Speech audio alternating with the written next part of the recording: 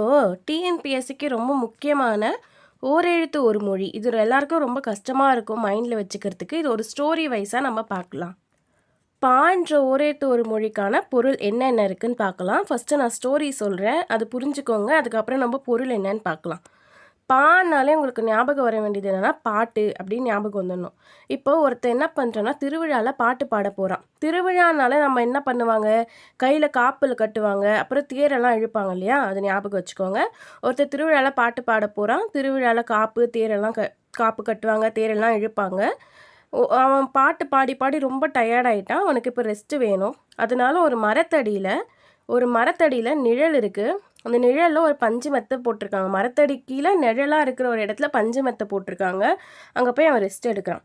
அப்போ திடீர்னு அவனை ஒரு பாம்பு வந்து கடிச்சிடுது. ஓகேவா, அங்கே இருக்கிற எல்லாரையும் கூப்பிடுறான். அவங்க எல்லாரும் என்ன பண்ணுறாங்க, கிட்ட போக பயப்படுறாங்க. அது நம்மக்கிட்டேயும் வந்துடுமோ, நமக்கும் பரவிடுமோ, அந்த விஷம் நம்மக்கிட்டேயும் பரவிடுமோன்னு பயப்படுறாங்க.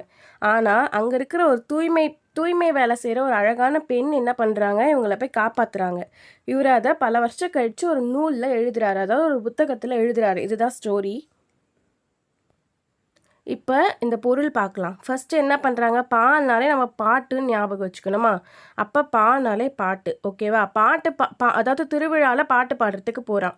அப்போ திருவிழானாலே என்ன பண்ணுவாங்க, காப்பு கட்டுவாங்க, தேர் இழுப்பாங்க. அப்படி ஞாபகம் வச்சுக்கினீங்களா.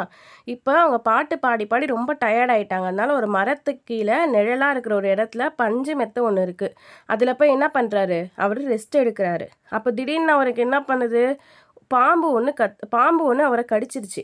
ஓகேவா, பாம்பு பாவு எல்லாம் ஒரே மாதிரி இருக்குது, நீங்கள் அப்படியே ஞாபகம் வச்சுக்கோங்க.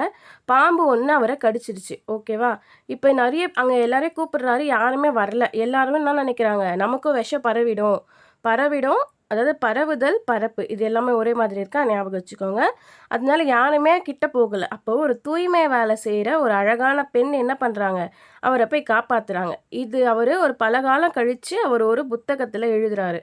இவ்வளோதான் சிம்பிளாக மறுபடியும் சொல்லி பாருங்கள். பானாலே பாட்டு ஞாபகம் வரணும். ஒரு திருவிழாவில் ஒருத்தர் பாட்டு பாட போகிறாரு. திருவிழானாலே காப்பு கட்டுவாங்க, தேர் இழுப்பாங்க. அவர் என்ன பண்ணுறாரு, பாட்டு பாடி பாடி ரொம்ப டயர்டாயிடுச்சு. ஒரு மரத்துக்கு கீழே ஒரு நிழல் நடைஞ்ச இடத்துல போயிட்டு படுத்து ரெஸ்ட் எடுக்கலான்னு ஒரு பஞ்சு மெத்தையில் போய் ரெஸ்ட் எடுக்கிறாரு. அவரை பாம்பு கடிச்சிருச்சு. ஆனால் காப்பாற்ற யாரும் வரல, ஏன்னா பரவிடுமோன்னு பயந்துட்டாங்க. ஒரு தூய்மை வேலை செய்கிற ஒரு அழகான பெண் போய் காப்பாற்றுறாங்க. அவர் பல காலம் கழித்து ஒரு நூலில் எழுதுறாரு. ஓகேவா, பானாலே இது உங்களுக்கு ஞாபகம் வந்துடணும். இதே மாதிரி வீடியோ பார்க்கணுன்னா சப்ஸ்கிரைப் பண்ணி லைக் பண்ணிக்கோங்க.